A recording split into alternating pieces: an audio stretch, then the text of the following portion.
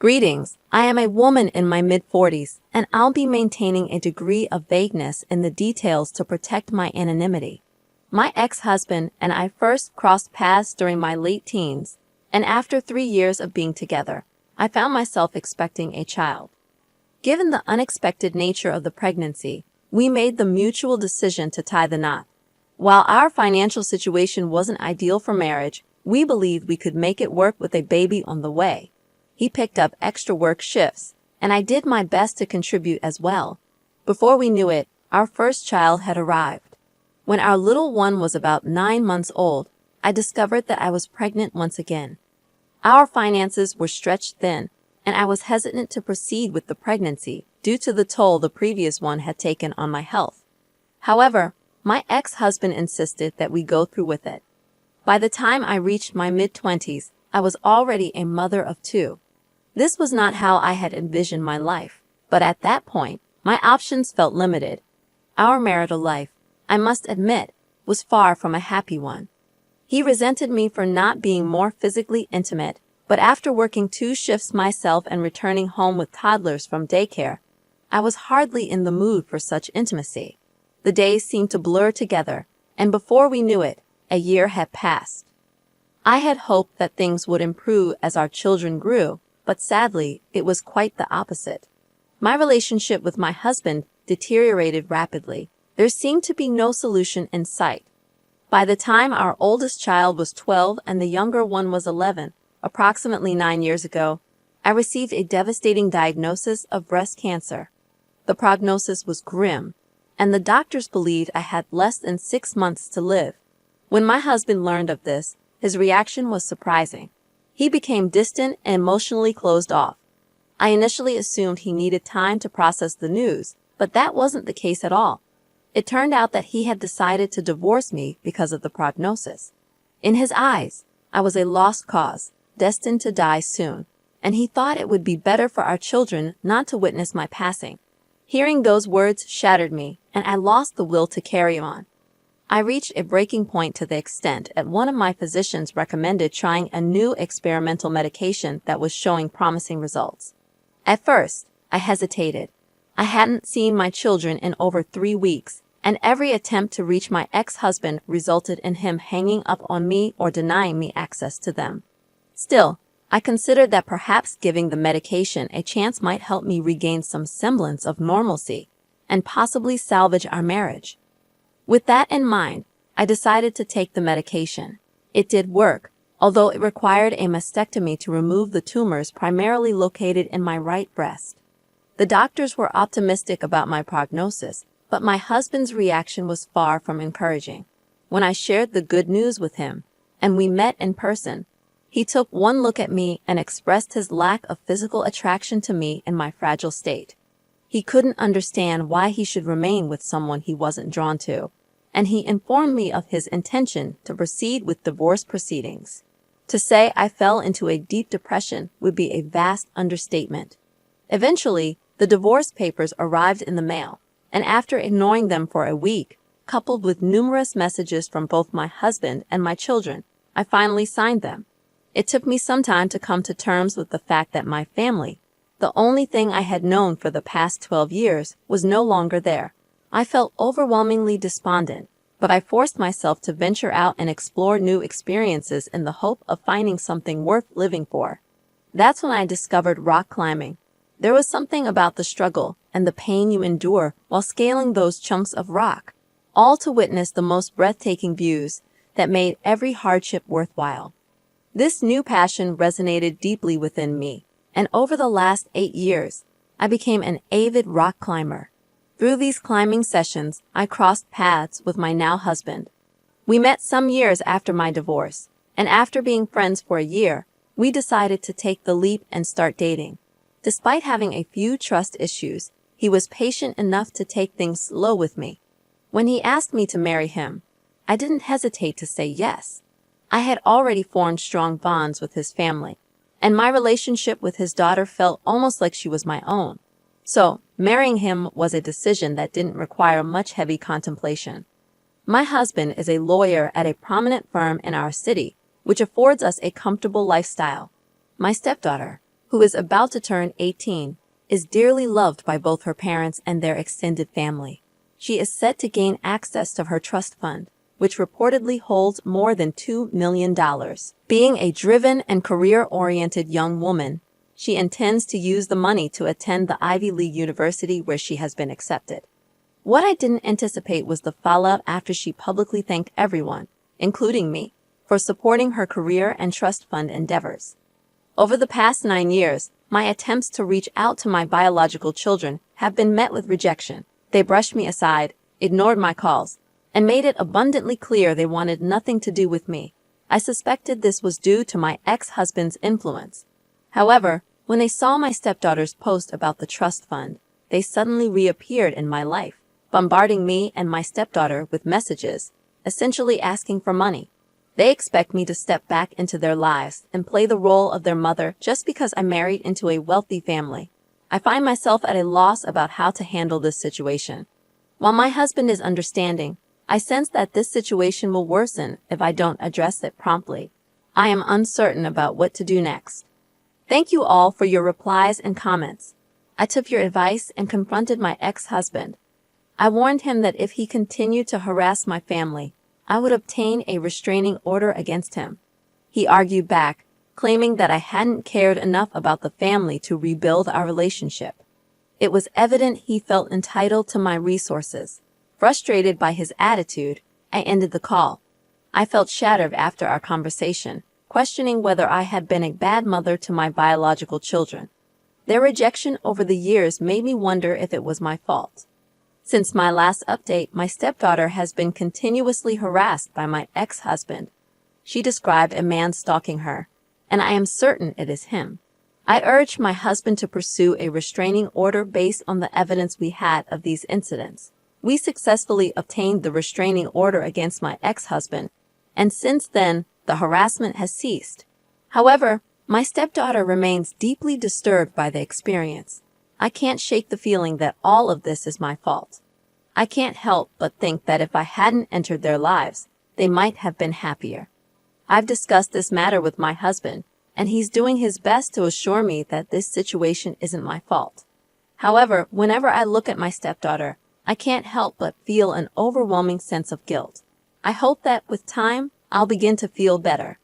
I'm struggling to understand why my life has taken such a chaotic turn. It's been a while, hasn't it? My last update was about a month and a half ago. Today, I'm here to share some news with you all. My eldest biological child reached out to me, expressing his guilt for posting those provocative messages just to get my attention. He wanted to apologize to my stepdaughter in person, but I wasn't comfortable with the idea of letting him near her. However, hearing his voice made me realize how much of his life I've missed, even though I gave birth to him. These emotions weighed heavily on me for some time. After careful consideration, I agreed to stay in touch with him, as I wanted to get to know my child better. I also learned a bit about why they were so reluctant to contact me. Essentially, my ex-husband had told them that I wanted to end the relationship after my cancer diagnosis to spare them from the pain. He convinced them that if they didn't go along with the breakup, I wouldn't have had the strength to do it myself. So both of my children decided to follow their dad's lead and distance themselves from me. Hearing this revelation made me reassess everything I thought I knew. And for now, I've chosen to maintain contact with my eldest child until I feel otherwise. I'm proceeding with caution, and he mentioned that he will speak with my youngest child as well when the time is right. We'll see what the future holds, as time will be the best judge of their character. I prefer not to provide further updates on this post, as I'm concerned it might attract more attention than necessary. I appreciate all the support and advice I've received. Thank you. Hey, OP, I'm so sorry you're stuck in such a difficult situation. You deserve much better than what you're currently going through. Your ex-husband's behavior is truly appalling, and it's disheartening that he has placed you in this predicament. His entitlement is hard to fathom, and his belief that he has any right over your husband's money is unjustifiable. Please consider getting a restraining order to protect yourself and your current family from your past family. OP, you are not in the wrong here. You didn't ask for your ex-husband to harass you.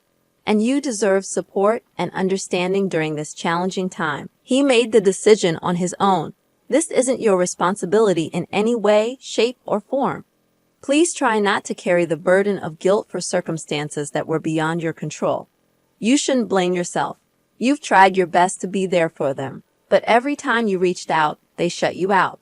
I'm certain your ex-husband played a role in this situation, and you shouldn't let it affect your self-esteem.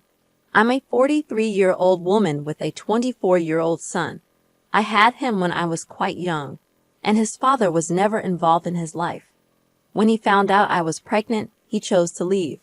Without his support, I had to provide for my child entirely on my own. Fortunately, my parents were supportive and helped me raise my son while I finished my degree and worked my way through university. My early 20s weren't what I had envisioned, but I never regretted having my child. He has always been my best friend, or at least he was until he got into a relationship with Grace, a pseudonym I'm using. Grace is 23, and they met in high school. I didn't mind them dating because I've always been a liberal but strict mother.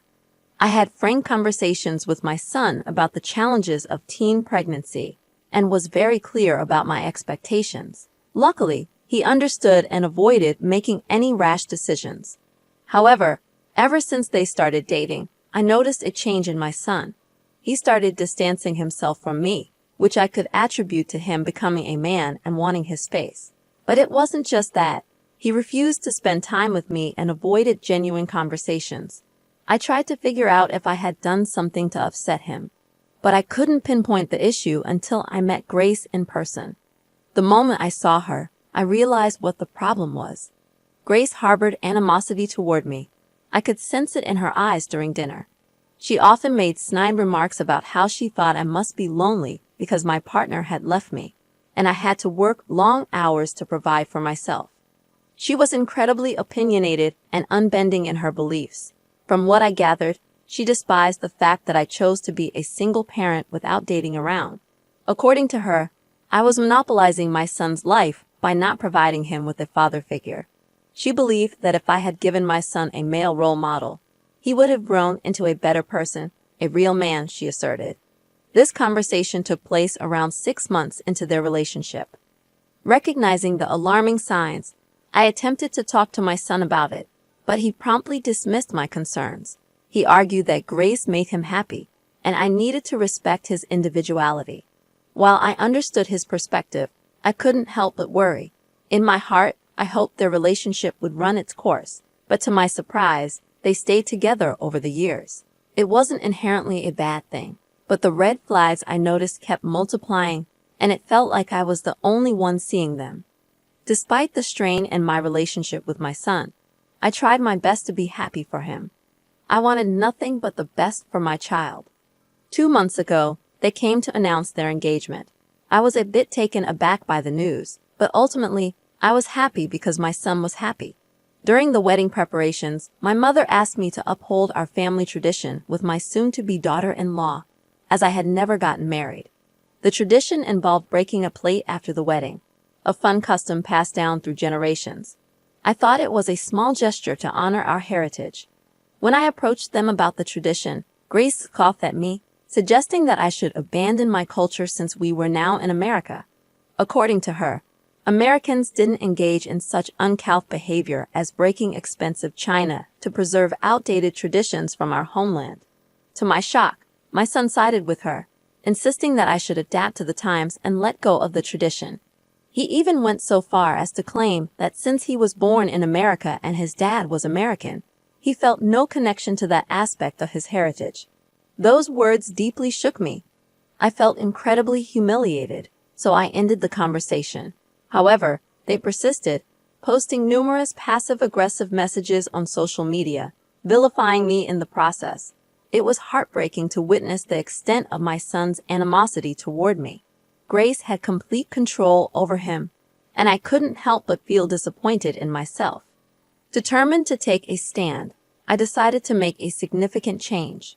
After years of hard work, saving, and careful budgeting, I managed to buy a cozy place in the suburbs. The original plan was for the wedding to take place in my backyard, which bordered a beautiful forest. My son wanted to incorporate nature into the ceremony. Despite this, I saw several social media posts from them, subtly attacking me.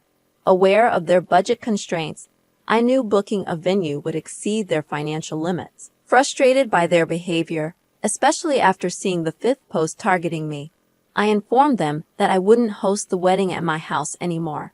I explained that they were not welcome and suggested they find a venue that better suited their vision of an American wedding. When they resorted to name-calling, I made a firm decision. My son would no longer receive the inheritance he expected due to his disrespectful behavior.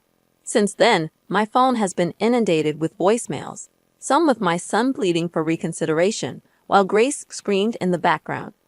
Others were just angry rants, blaming me for their marital issues. The news spread, and now I'm bombarded with messages from people calling me an a-hole and questioning my decision. 2 nights ago, my son showed up at my doorstep inebriated, begging me to let him in. He cried, slurring his words, and banged on the door. I chose not to open it, trying to enforce boundaries. Perhaps I had been too lenient, allowing him to forget that I'm his mother, deserving of respect. From what I gathered, Grace always desired to live in the suburbs, and my house was her ideal choice. If I didn't comply, the marriage might not proceed, as Grace demanded a provider. I contemplated telling my son to work hard and find a solution, but I remained silent. In those moments, I faced the painful realization that I hadn't raised the son I had hoped for. He stayed on my porch for about 3 hours before arranging an Uber to leave. I feel conflicted, torn between guilt and the belief that I'm not in the wrong. Thank you to everyone for your comforting and kind messages.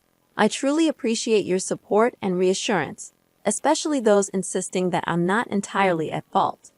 For those wondering why I never married after having my son, I realized I didn't need a man to provide for us. I could support my son and myself as long as I worked hard enough. My brothers serve as positive father figures, and my son always felt the love of a family without me being tied down to a marriage. Regarding my son, he's remained silent since that night. I received a couple of voicemails from Grace, blaming me for everything. I can't help but feel like I've lost my son, but only time will tell how this situation unfolds. Recently, they broke up, and my son came to my place to inform me about it. Surprisingly, he seemed relatively unshaken. He asked if I had always known Grace wasn't the one. When I didn't respond, he acknowledged that he should have listened to me in the past. According to him, Grace was primarily interested in our wealth, hoping for a lavish lifestyle funded by us. When I refused to give him his inheritance share, Grace's doubts grew, leading to their breakup. I empathized with my son, but oddly, he handled it well. Having a heart-to-heart conversation over cocoa, reminiscent of our talks when he was younger, gave me hope that our relationship could be salvaged. I'm grateful for your insights and critiques, and I acknowledge my flaws. As he stays with me over the next few days, I hope we can talk and figure out what works and what doesn't, now that he's a young man of 24. Additionally, some pointed out Grace's racism, which my son may or may not have recognized. Regardless, it's concerning that he's ignoring it. I appreciate your advice, but I hope for the chance to understand my son's perspective better. Thank you all for tuning in today. Remember, if you have a story of your own, feel free to email us using the address provided in the description. If you'd like to be featured, let us know, and we'll pin your story at the top of the comments. Please like and subscribe, as it greatly supports the channel. See you in the next one.